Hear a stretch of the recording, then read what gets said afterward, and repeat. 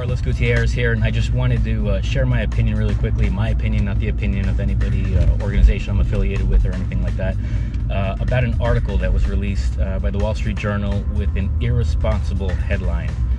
They use the terminology of another condo bust in Miami. Number one, if you read the article, it actually goes on to explain that it's just a correction in pricing due to supply and demand. Second, it's not in the entire county of Miami-Dade. It is one section, downtown Miami. So if you were in a contract or somebody bought or invested in a unit in downtown Miami, that in addition to all the regular resale units on the market, there are about 34,000 new construction condos proposed in Miami-Dade County, 22,000 of which are downtown and the Brickell area. So it doesn't mean it's a bad thing. It just means there's a supply and demand curve. You should have had a long-term plan as to what to do, whether you're going to flip it, sell it, hold it down the line. These should be long-term plans, considering you're going to have 22,000 new condos plus the existing condos to compete with. So to call it a crash is irresponsible. And number one, it's one area in one part of Miami in one segment, new construction.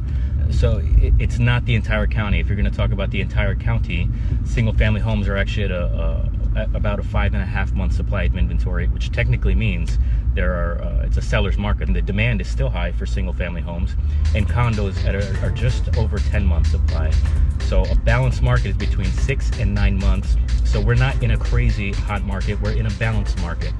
And any savvy buyer or seller with a good realtor can do well in any market. For example, right now, it's a perfect time for what we call empty nesters. Anyone who's had grown kids that moved out of the house and now we're living in too much house can sell their home in a seller's market and buy a condo, which is a buyer's market, and basically retire and do very well financially with a long-term plan. So if you want to know what's going on, not just in the entire county, like I've told you, you want to know what's going on in your neighborhood, call me. Don't call your brother-in-law that has a real estate license and bartends in between and 2 other jobs.